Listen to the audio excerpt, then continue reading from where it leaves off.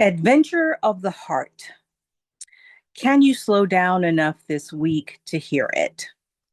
I ask you this, my friend, because we actually have a new moon in Sagittarius this Friday, December 19th, if you're in the Northern Hemisphere. I'm going to be looking down at my notes here from time to time. It is exact at, let me see, 8:43 p.m. Eastern, December 19th in Sagittarius. And this new moon is pretty interesting.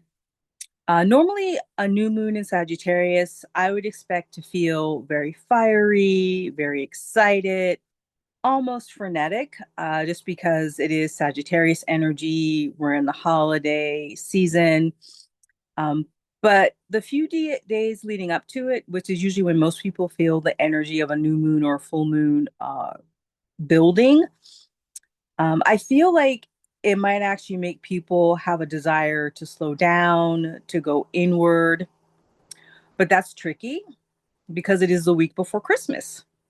And so if you're celebrating, if you're doing a lot of last minute activities, a lot of holidays, you may feel like you have to push through to get those things done. So I'm going to invite you to clear your calendar as much as possible for this new moon. So if there is a holiday party you don't have to attend, give yourself permission to say no. If you're someone who does a ton of holiday cards, maybe you could pare down that list. Like if you're sending holiday cards to people and that's the only interaction you have with them and that you've had for years is that you send a card and they don't send you one back, maybe you can just take them off the list. That sort of thing. Look at where you can pare down because this new moon may also give many of us a desire to declutter either physically or mentally and emotionally, or maybe all of the above. And again, like I said, if you're someone who's in the holiday hustle and bustle, you may not have the time or the space to do that this week, but you might want to begin at least meditating on how you want to do that. What do you want to let go of? Because the other thing that's interesting about this new moon is that I feel like it might feel like a snapshot of all of 2025, like this feeling of our lives being a spinning top. Like you don't know what's happening. There's everything happening all around you. You might feel like 2025 is basically felt like being in this crazy whirlwind, just nonstop, all this extra light, color, and sound, and you don't know where it's coming from. But this new moon, it may give us a moment where things actually slow down, where they stop, where we can check in with ourselves and see what's happening, see what we've learned from 2025. Because this is also helping us prepare for the winter solstice, which is a few days later on December 21st. And for those of you who like the astrology geek part of it, I'll go ahead and give you some of the aspects that's happening with this new moon. It's going to be conjunct Venus, and it's also going to be conjunct Mars. So that's kind of nice that the new moon has support from both Venus. Molly McCord suggests we think of Venus as the defined feminine and Mars as the defined masculine. And I really like that. And I like that they're both, because the conjunctions are supportive energies. So it feels like we're being invited to actually tap into our own divine inner feminine, our own divine inner masculine, and have them work together in harmony. I feel like this new moon is going to be showing people where we are out of balance with our own divine feminine and where we're out of balance with our own divine masculine.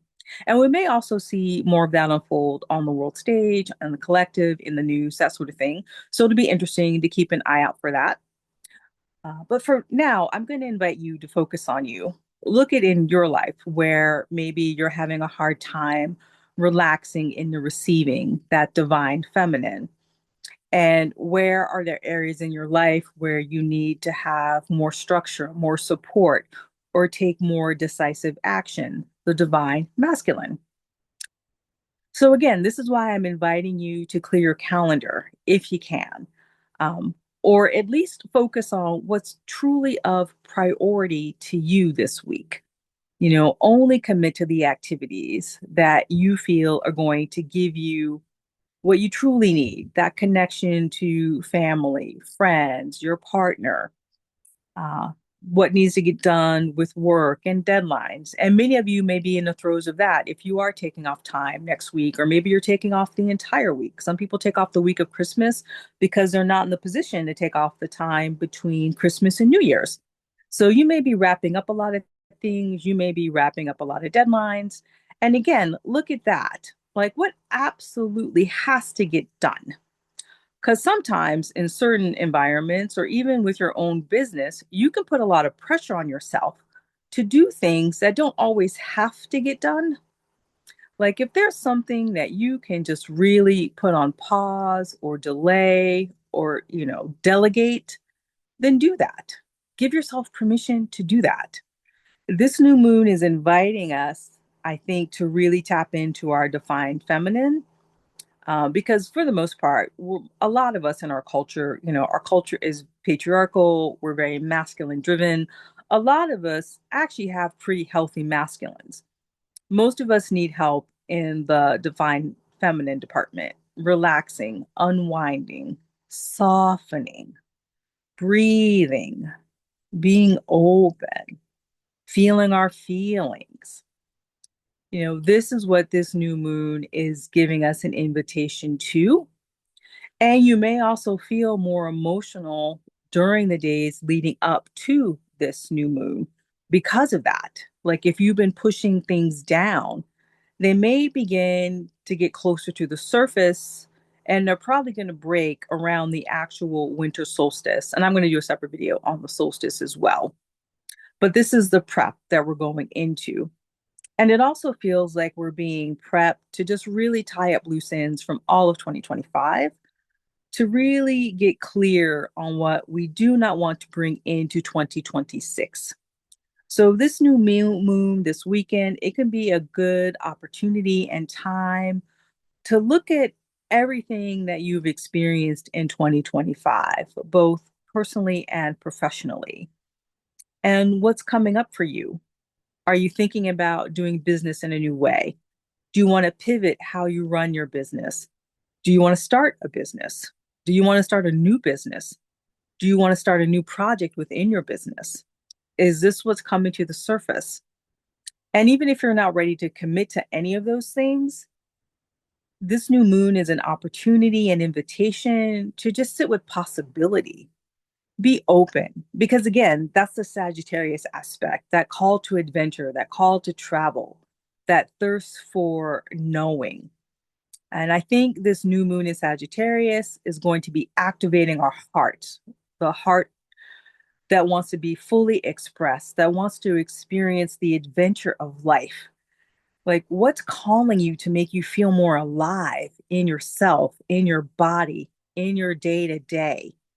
Like, listen to what's coming to the surface, what's calling you to feel more fully alive in who you truly are. I feel like that is the invitation of this new moon in Sagittarius. I hope this was useful to you. Please do remember to like the video. Please subscribe to the channel if you get value from it. It does help me do that. I have several offerings for people. I recently finished what I call Fix Your Content Creation Planning in 30 minutes, where I walk you through how to come up with a content creation plan where you can get off that content creation hamster wheel and follow the processes and the cycles of the moon. It gives you sample activities for each day, depending on what the moon is in, what sign it's in, the phase of the moon for that particular part of the month.